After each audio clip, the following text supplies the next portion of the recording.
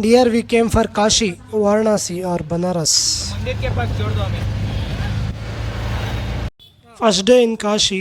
ನಾವು ಕಾಶಿ ವಿಶ್ವನಾಥ್ ಟೆಂಪಲ್ ದರ್ಶನ ಮಾಡೋಕ್ಕಿಂತ ಮುಂಚೆ ಕಾಲಭೈರವ ಟೆಂಪಲ್ ದರ್ಶನ ಮಾಡಬೇಕು. ಅದಕ್ಕೆ ಕಾಲಭೈರವ ಟೆಂಪಲ್ಗೆ ಹೋಗ್ತಾ ಇದ್ದೀವಿ. इधर काम करते कितना समय हो गया? अरे हमारा तो पैदाइश है, यहाँ घर में द्वार नमो घाट के लगे हमारा घर है. ಕಾಲಭೈರವ ಟೆಂಪಲ್ ಹತ್ರ ಬಂದಿದ್ದೀವಿ. ಏನಂದರೆ ಫಾಸ್ಟ್ ಮೂವಿಂಗ್ ಇದೆ, ಸೊ ಬೇಗ ದರ್ಶನ ಆಗುತ್ತೆ ಅಂತ ಹೇಳಿದ್ದಾರೆ. ನೋಡೋಣ ಎಷ್ಟೊತ್ತಾಗುತ್ತೆ ಅಂತ. ದರ್ಶನಕ್ಕೆ ಹೋಗ್ತಾ ಇದ್ದೀವಿ. ದರ್ಶನ ಏನೋ ಬೇಗ ಆಯಿತು. ಇವಾಗ ಮಣಿಕರ್ಣಿಕಾ ಘಾಟ್ ಹತ್ರ ಹೋಗೋಣ ಅಂತ ಹೋಗ್ತಾ ಇದ್ದೀವಿ. ಮಣಿಕರ್ಣಿಕಾ ಅಂತ ಏನಕ್ಕೆ ಹೆಸರು ಬಂತು ಅಂತ ನೋಡ್ತಾ ಹೋದರೆ, ಶಿವ ಮತ್ತು ಪಾರ್ವತಿ ದೇವಿ ಕೊಳದಲ್ಲಿ ಸ್ನಾನ ಮಾಡೋಕ್ಕೆ ಬಂದಿರ್ತಾರೆ. ಆವಾಗ ಪಾರ್ವತಿ ದೇವಿಯ ಮಣಿ ಒಂದು ಕಳೆದೋಗುತ್ತಂತೆ.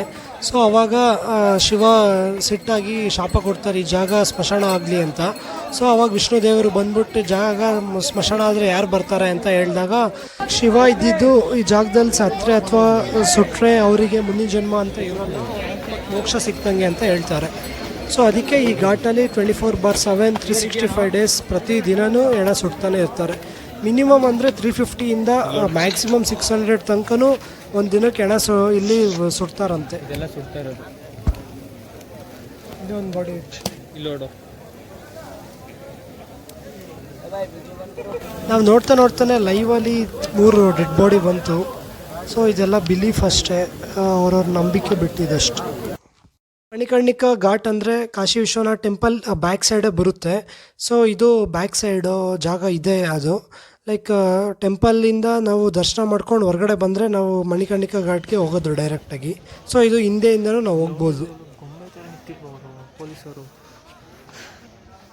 ಒಳಗೆ ಏನಿಲ್ಲ ಏನಿಲ್ಲ ನೋಡೋದು. ಫಸ್ಟ್ ನೋಡಿದ್ರೆ ಹಂಗೆ ಅನ್ಕೋಬೇಕಪ್ಪ, ಸುಮ್ಮನೆ ಅನ್ಕೋಬೇಕು. ಒಬ್ಬರೇ ಇದ್ದರೆ ಹಂಗೆ ಸೈಕ್ ಆಗುತ್ತೆ.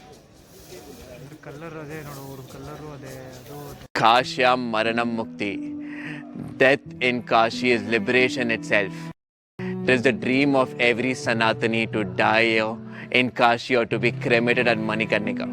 And it is said that Shiv himself whispers in the right ear the Tarak Mantra.